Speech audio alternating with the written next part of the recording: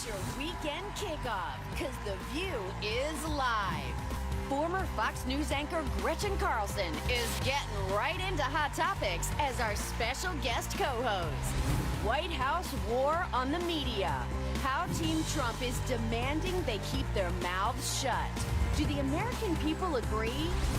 Plus, she went from the most feared apprentice contestant ever to working in President Trump's White House.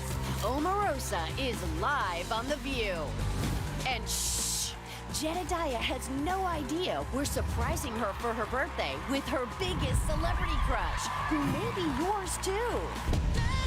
Let's get this party started with Joy, Sunny Hostin, Sarah Haynes, Jedediah Bila, and special guest co-host Gretchen Carlson. Now, let's get things started.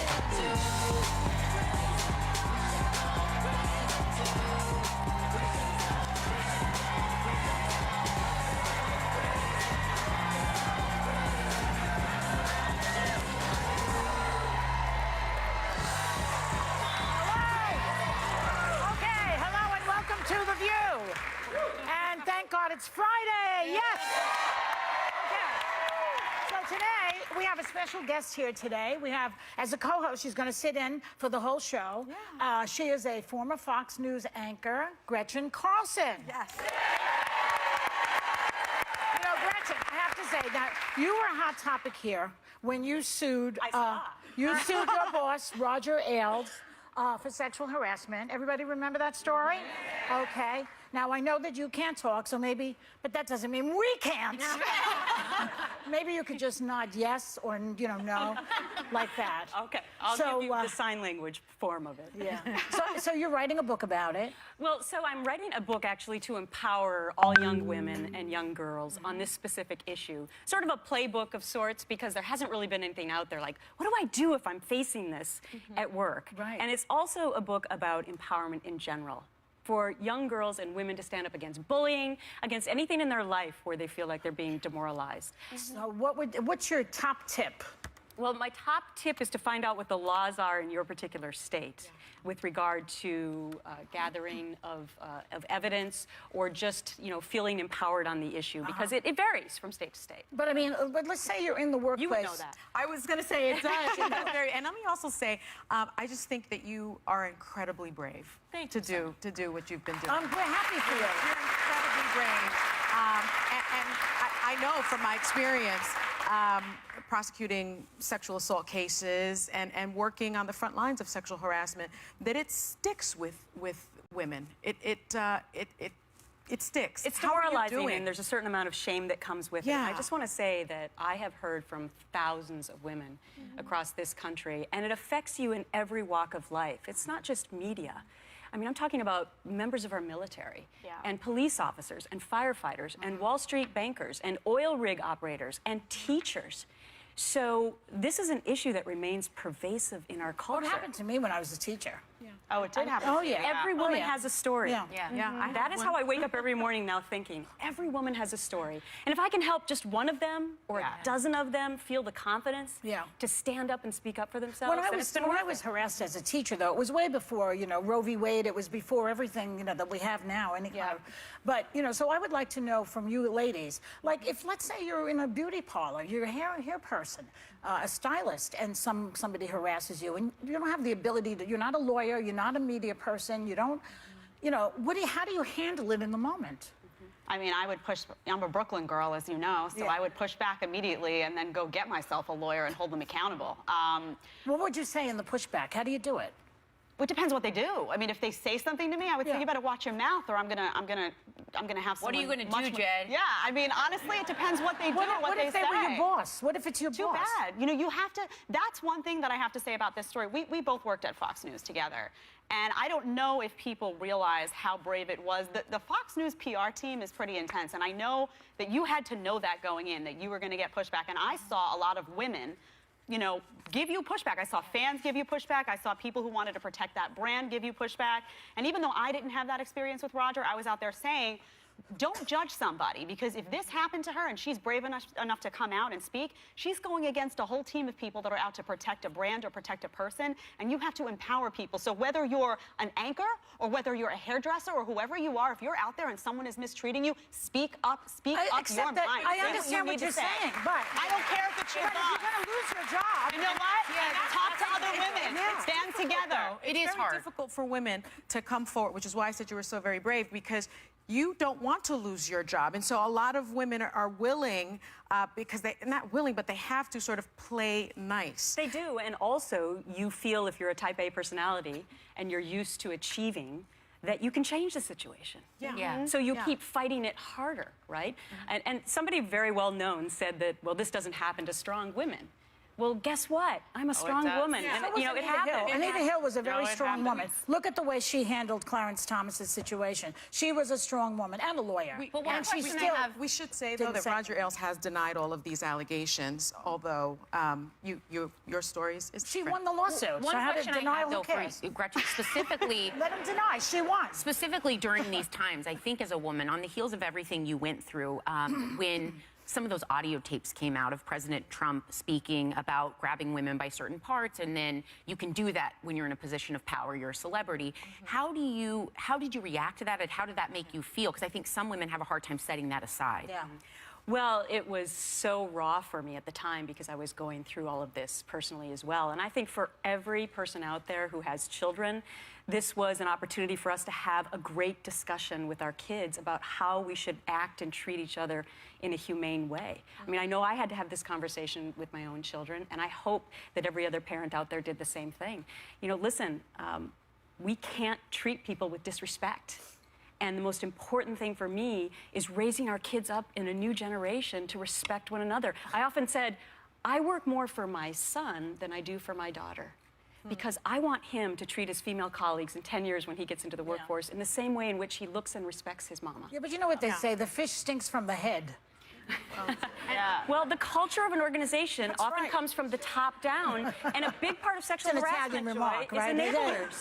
It's enablers. That's and right. so, you know, on that tape, had an enabler said something different, it may have stopped. Yeah. And The system Roger counts on settled to the go. case, right, with you. There wasn't a trial or anything like that. It was a settlement. Right, but another big piece of this is 21st forced arbitration. Everyone should look at their employment contracts to see if you have forced arbitration that you sign off on. It's very important. We're going to take a little break, but we'll be right back with more Hot Topics. Later, Omarosa hits the Hot Topics table.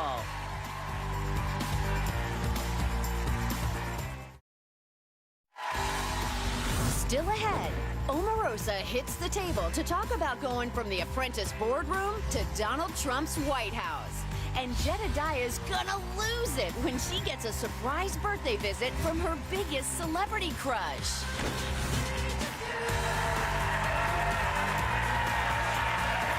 Welcome back to The View. Now, the Trump team's war on the media continues. They're out to get us. And Jake Tapper from CNN, he took some time out of his show to issue this thoughtful, measured response. Watch. A reminder that the president's top aide just told the New York Times that the press should keep its mouth shut. No. I love that. Short and sweet. To the point.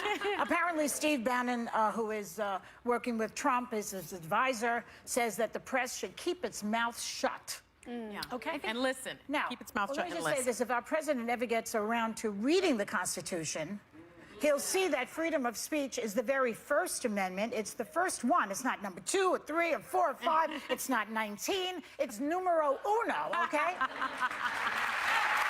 there's a reason. There's basically a reason that the Founding Fathers made it number 1, because everything follows from there. If you squelch the media and people's freedom to speak, you have a dictatorship. Well, it's also a form of checks and balances. The media has always played a role of informing the public because a democracy is based on the voice of each individual. The way they hear about the topics, what's being legislated, is through the news media. So at the moment you want to squelch that or shut them up, you're talking, you want to tell them what they should hear, that's propaganda. That's not media. I think it's sort of classic because if you think about it, 70% of Trump's statements that PolitiFact checked during the campaign were false. Well, totally false. Only 70? 70%. And only 4% were completely Seems true. a bit conservative. Wow.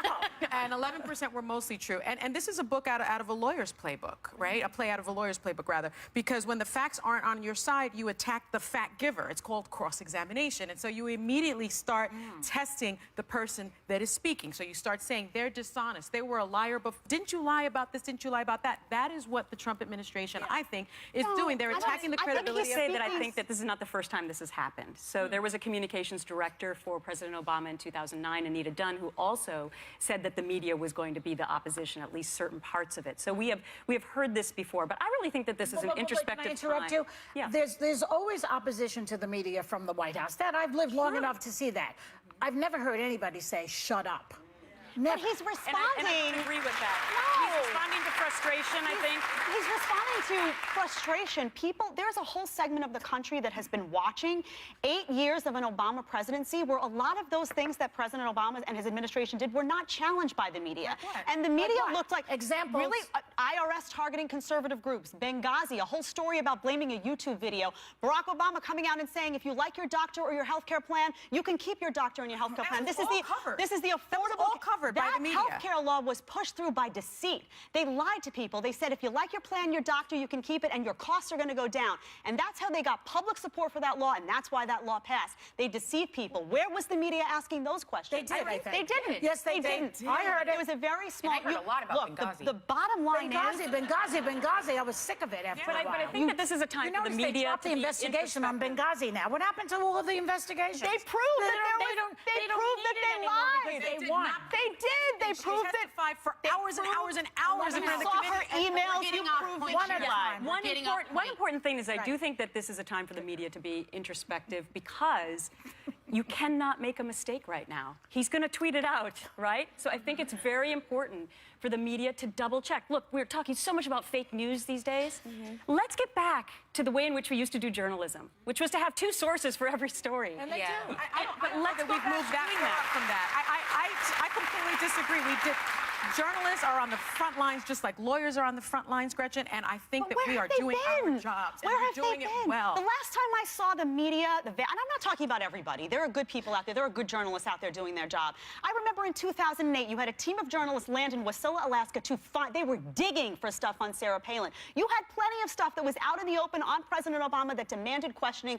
They didn't care about. They didn't care. Obama for 8 years, and they didn't find anything. They didn't care about Jedediah, Sarah Palin was really funny.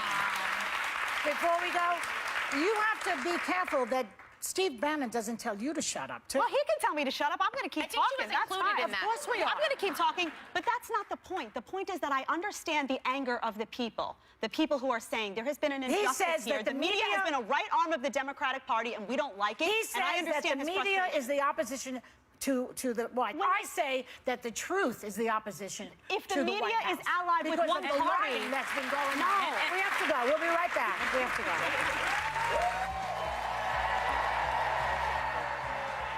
Hey, I'm Omarosa. I'm joining the ladies to talk about 2 men of my life, my lovely fiance and my upcoming wedding and the White House. Coming up next.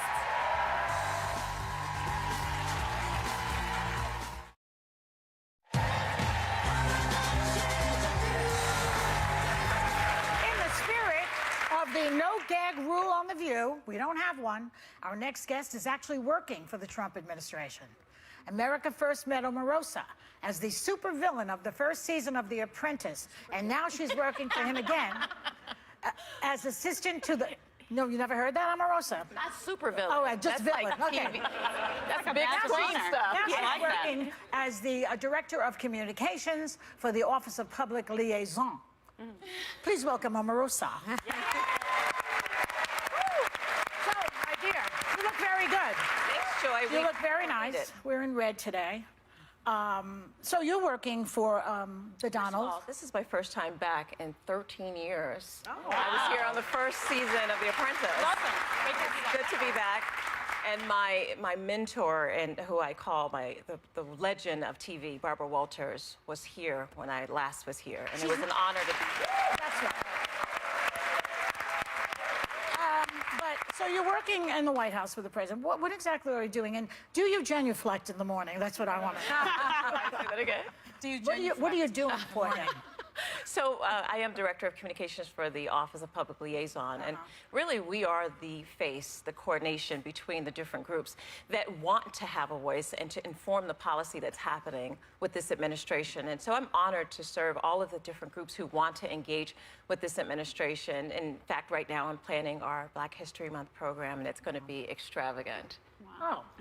Well, let me follow up on that because you say you're working on Black History Month, and one of your jobs during the campaign was to reach out to the African American community. I was the Director of African American engagement for the Trump-Pence campaign. Right, but 94% of Black women did not vote for Donald Trump. They voted for Hillary Clinton. And how do you respond to the criticism that Donald Trump doesn't really understand the Black community, doesn't really... Well, let's put it in context. Well, let me finish my question. Well, how many questions? Because that felt 3 or 4. The criticism has been that he's just using you for optics and that he doesn't really care about the Black community. First one, and then we can go through each step. First of all, African Americans traditionally vote Democratic. Let's just establish a historical precedent.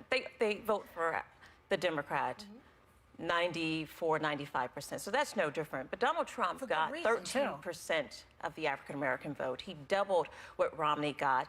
And he is very, very excited about engaging with the African American community. Now, your second and third question I really didn't hear. So if you want to go through those again. The criticism has been in the African American community that Donald Trump doesn't really care about the community. And in fact, he's just using you as optics. First of all, no one uses me.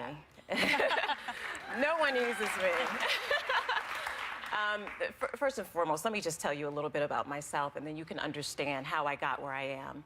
I grew up in Youngstown, Ohio, in the Westlake Projects, a housing project. So I am the embodiment of the American dream. I grew up on welfare, on Section 8 housing. My father was killed when I was 7 years old. I went to public schools. I went to Central of Ohio, got to Howard University, and started to work in politics. So I earned my way to sit in the White House. No one gave me anything, okay?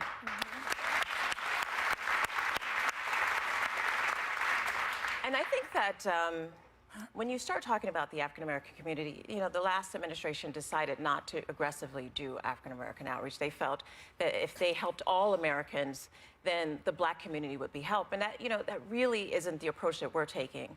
We have a very strategic plan of engaging this community. We see what's happening in the inner cities. We see that 56% of African American men under 30 are either unemployed or not in school. And we want to work to change that. We see the violence that's happening in Chicago. It's unacceptable. They can't do what you did? It's unacceptable to see the amount of murders that are happening. 1 second, Joy. Because what's happening in Chicago, and there's not an uproar, that so many people are dying and being shot, is unacceptable. Okay, well, and so we are going to address that.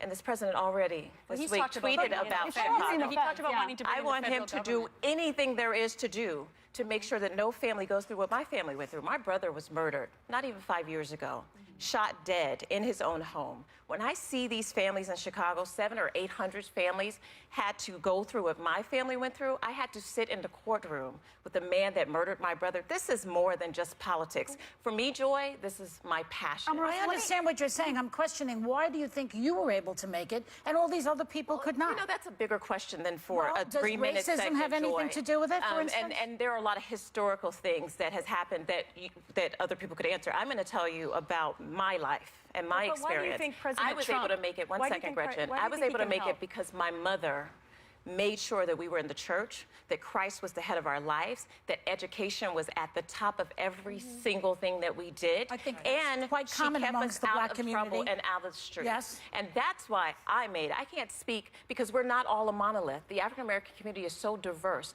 But my mother and the sacrifice she made after my father was murdered is the reason that I am successful today. And I agree with today. all those things that you say, and hats off for all of your hard work in getting to where you are today. I guess my question is, what is it about Donald Trump, President Trump, that you see that will help change the way in which African Americans are in our communities? Well, I think that you all have gotten to know him as a business mogul, as an entertainer, as a reality star, now as the president of the United States. I can't make it up. But I know him. I know it's got to burn your blood. Anybody can be president. He proved it.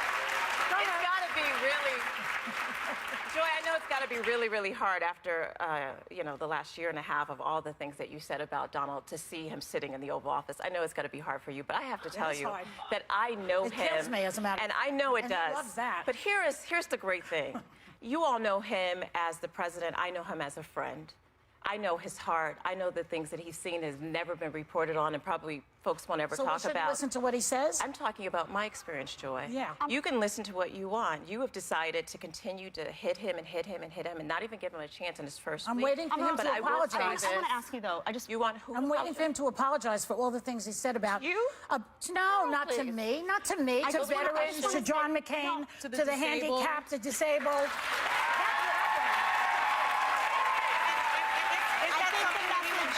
I think the message that he has about personally about school choice, about opportunity, about jobs, I think that message did get to a lot of people, and that's why a lot of African Americans, a lot of people who were in poverty, people of all genders and races came out.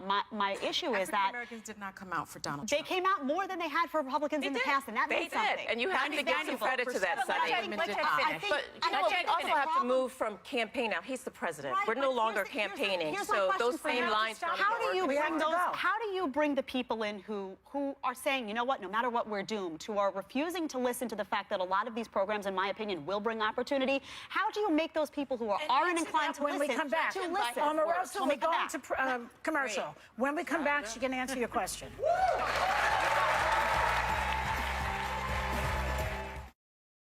And we are back with Omarosa. Okay, Jed, you were saying. Yeah, I was saying that although some of these policies, school choice, whatnot, have a positive outreach, I think there are some who feel that because of the statements he's made that are divisive and whatnot, that we're doomed. And they have this philosophy of we're doomed. How do you reach those people to say, hold on a second, listen to what we're actually trying to do and give us a chance? Well, I think that once people see the results, I mean, he's about delivering and being productive. And we've already seen from this first week that he is going to do exactly what he said he's going to do. And we can trust that if Donald Trump says he's going to give jobs, he's going to bring back manufacturing, that he's about America first, then that's what he means. And we've seen that in 5 days. And people who even disagree with him have to agree that this first week has been probably one of the most productive weeks of any administration. It has, but it seems that sometimes he gets a little off track as well, and he goes back to the crowd size at the inauguration and now the voter fraud investigation with 3 to 5 million people voting, illegally. And now you have Jason Chaffetz, from Utah, member of Congress, who says, I'm not going to start an investigation into this because I don't see any evidence of it. Is this a distraction for President Trump? Well, I think that there's a time of adjustment. He's not a politician. He's never held office, and he's moving from private sector to governing, and it takes an adjustment time. I think in the first 5 days, he's done a spectacular job of dealing with the most important high-pressure job in the world. And so we have to give him time to make that shift. And I believe that you will see that this president is going to be incredible for this country. And I am excited about what's happening with this administration. I'm very honored to be a part of it. What if they find out in the voter fraud investigation that Hillary won the election? Will we do it over They again? won't find out that because she didn't win. There's a possibility she won by 3 million more votes. It's possible. Isn't it possible? I think that anything is possible, but I think what's more important right now, I think about the families who lost loved ones in the tornadoes. I think about the families that the president talked about this week who became victims of violence because of illegal immigrants. I'd like to continue to talk about the election. It amuses me, but the truth is we have real amuses him, issues. too. We have real issues and there are real Americans who have problems that we have to address. So No kidding. you all can sit at the table and continue to talk about those things in the media, but we have a He job to continues to address. talk about it. We I have have a a job question. to make sure that the American people Let have me exactly just- what let they me just need. jump in here real quickly. The day after the inauguration, millions of women marched around the world to protest President Trump. Many were offended by some of the things he said along the way, but how did you remedy this as a woman? Did any of this resonate with you? Well, first, I'm an American. I'm a very proud American. So let's start with that. And I know people like to put labels. Omarosa's black, she's a woman, she's this. I'm an American first. And seeing those women march last week, it made me very proud. It's one of the most important fundamental rights that we have in this country. That's right. The right to assemble, the freedom of speech, and the right to protest. I First love seeing that. Amendment, And number there one. is a march going on. There's a march going on right now, the March for Life, that I hope that you all will give the same type of coverage that you We are. did A yesterday, march was actually. We last covered it week. yesterday. But today, it's going on right now. And so that same freedom should be afforded to all Americans. And I'm so glad that the Vice President is probably preparing to speak at the March for Life right now. But why do you think it's so divisive? It's so divisive in our society right It's now. politics. You know, politics is a tough game. This is my second time in the White House, so I'm not really new to the tension that comes with it. What's new to me is just this desire to paint Donald Trump with this negative brush without giving him a chance to do what he said he was Can going I to just do. ask you this? We've been talking about how divisive this election is, and Gretchen's been talking about how divisive this election is. We often say that it comes from the top. He did lead this very divisive campaign. Will we hear him apologize? Don't you think the media contributed to that? Will we hear him apologize Yes. for Of course not, the things that because he he has said? stood by everything that he said. And now let me just disabled say, reporter? he Is didn't he make gonna fun of a stand disabled by reporter, that? but you can continue to say that. If you say it enough, people may start to believe What it. about grabbing Let me women just by say the this as I genitals? Is he gonna close apologize this. for that? Y'all can keep throwing things at me. I'm not going to really fall for that. What I will say is the American people can listen to me right now and right here. We are committed to making this country the best it's going to be. We're not going to look in the past. We're going to look forward and put this country first. And that's what's not been happening in the last 8 years. We're going to put America first. We're going to put people back to work. We're going to make sure people are safe. And that's what this president is about. Same as you, This Omarosa. is a table for you all to negotiate things that you want to talk about from the past. But I now work for this country. Yes. And I take my job very seriously. Can we see his and I tax am returns, very do you much- think? See, Joy, do you? The audience wants to see it. Most Joy. Americans do not see it.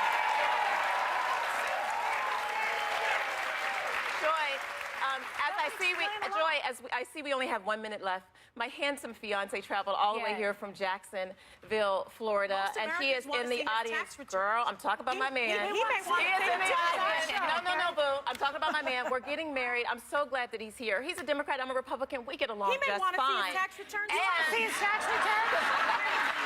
Raise your hand if yes, the answer is yes.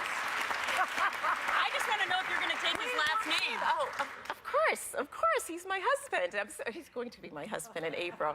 And I'm so happy that he's here with me, and he brings me such joy. And I hope that you one day can find that kind of joy in your life. Oh, please. When they go low, we go high. That's right. And I feel like I could get high right now. Thanks to Omarosa, and we'll be right back.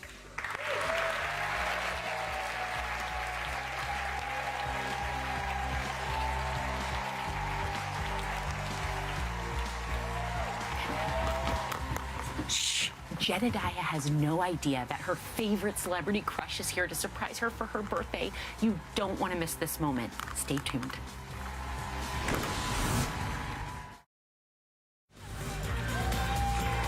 Any music lover knows a great song can make you happy, make you cry, and it can stay in your memory forever, like this one.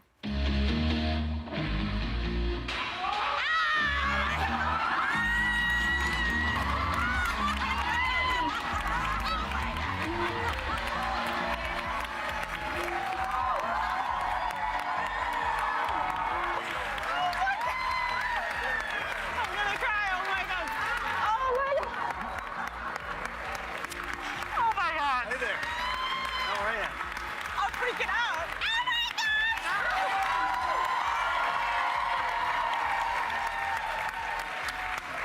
I'm freaking crying!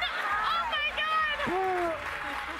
Jed, so we got you Luke Perry for your birthday. I thought He was supposed to jump out of the cake. Something went wrong here, but You know, Luke, her boyfriend's in the audience. I'm just saying. It's all good. We're just right here. I heard it and I'm like, because we've been talking about this. I've been telling my producer, I'm like 90210 obsessed. I mean, I'm still watching. Like Dylan McKay, I'm ready to go to the Peach Pit after this. I am set.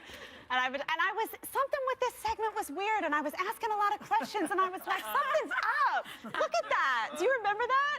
Oh, yeah, like it was Oh yesterday. my gosh! Oh my God! Does that feel like? So I have to ask you though, when this happens, when you have like a fan that like knows your stuff from, does it drive you crazy that I'm like Dylan McKay's at the table right now? It has to a little bit, right? No, it's okay. It's okay. it's not like you're going to turn Luke Perry away. I think as long as I get to come out to the table, you Thank can you call so me much whatever for you want. being here. My pleasure. I'm glad to get to meet you. I'd love to know how you feel about his new role, because his new show premiered last night, Riverdale. Yeah. Yep. To great reviews. And when you were growing up and idolizing him sort of squeaky clean, this role for him is a little bit dark. Everyone loves a bad boy. Yeah. Tell us about it. Yeah, what's that like? It's a little dark. It's a little dark. It is the Archie comic, and we've updated it a lot and made it sophisticated and new. We're on Thursdays at 9. CW, check it out.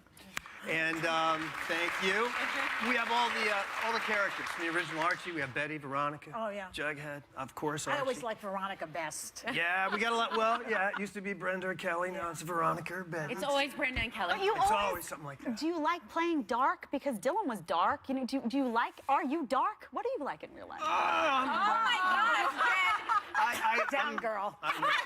No, I like to laugh. I like everything to be funny and have a good time. Yeah. I sometimes play these dark characters because I don't know. I just, but this one, the world is dark. Like my character isn't so dark. I think my guy is actually probably the nicest guy in the show. Yeah. You're the dad. He's a single dad trying to Right. raise his son, trying to do a good job with it. But all kinds of crazy stuff does happen in this incarnation of Riverdale. Wow. Hey, and we have a clip. We have a clip. You do? Yes, let's watch Run it. that clip. Where'd you sneak off to last night? You heard that? Son, I've been hearing you sneak out since you were 8 years old going to Jughead's treehouse. I couldn't sleep. I went for a jog to tire myself out. Yeah. Got something on your mind? So you're actually playing Archie's dad, right? You're playing Archie's dad. That's true. I play Fred Archie's Andrews, dad. his name is. That's me. But this is what how we know him from the comic books. This is what he looks like. Yeah. You don't look like that. You don't look like that. No, but well, sometimes You're I like did. hot Archie. I have my They moments. pad you? But I had wanted to, shave the head down and go with the pad, but they weren't down for that. They wanted them to look like that other If thing. you had to answer final for the fans like Jed and I that have watched forever, you get one thing, okay? Okay. Oh, man, you're both doing that. All right. Brenda or Kelly. Brenda Yeah. or Kelly. Why Brenda does or Kelly. What I've always said is, why does it have to be Brenda or It Kelly? has Why to can't it be Brenda and Because that's Kelly? the bad That's how it works out the best. That doesn't works it? lovely for the men and not so great for the woman. You get one choice, Brenda or Kelly. Say it here. It's an exclusive right here on The View. Go. It would. We'd have to flip a coin. I would literally have to flip a coin. one of them more. No, I do. That's an alternate fact. I don't actually. The truth of it is. Are you actually surprised, Jen? I'm completely surprised. I'm Really? still- Okay, 'cause these are hard to pull I off. feel like a fangirl, though. When you walked in, I'm like, oh, I can't even speak right. never This is what seen you happens. like this, right? Jen. I've never seen you speechless. Never seen- You're very It's articulate, crazy. No, beautiful young woman. When you grow, You're and I'm great. sure you have shows when you grow up with a show and you get to know the characters. It feels like I still watch the She has reruns. a shirt with your picture on the I have back. a shirt with your photo on the back of it, which I wore Good. here, by the way, for everyone to see. So, Well, thank you. yeah. Well, thank you for coming. Thanks I'm so for coming excited about on. your new show. Yeah. Our thanks to Luke Perry. See him every night in Jed's dreams or in Riverdale Thursday nights on the CW. We'll be right back. I totally dropped the ball. I'm like, oh, I had to drop. Monday, View Your Deals giving you the Big O. We partnered with vendors for half off Oprah's latest batch of favorite things. And it was the racially charged murder that had America taking sides. The parents of Trayvon Martin share the story you haven't heard about the tragic death of their son. Welcome back to the show. Gretchen, after you left Fox News, you really cleaned out your closet, I understand. I did. In more ways than one, baby. I have so many dresses. And you're trying to help other women with some of your stuff. Get a fresh start. Tell us. I am. So I am donating 84 outfits today to Dress for Success. Let's look at them.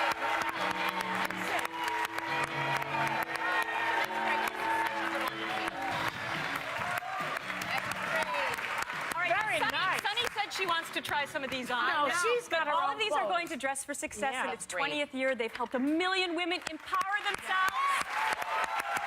And I've started a fund, Gift of Courage, where I want to also empower young women and girls to be anything that they can be in life. And if I can help any woman get a job by wearing one of these dresses, then I've accomplished something great That's today. great. I think that's a wonderful thing. You had to buy your own clothes over there, huh? They don't buy the Some clothes of them for you haven't even worn, you said. Some of them are brand new, and they're all very, they're in great shape. So you can't have any, Sonia, unfortunately. I can't have any. When people need this, it's the first impression they make at a job. They totally need to feel secure about themselves and feel empowered. And if there's anything that I can do to make that happen, then I hope that I will help somebody get a job that they How need. can other people do that? Well, they can go to dressforsuccess.com And find out how to it's donate? in cities all over the world. It actually started in a basement in a small little community 20 years ago, and look where we are today. Thanks for doing this today. Fantastic. We Yeah. really Thank you so enjoyed much. seeing you. Our thanks to Gretchen Carlson. And thank you all. And have a great weekend, everybody. And you know what to do. You have to take a little time to enjoy the view. It's a given.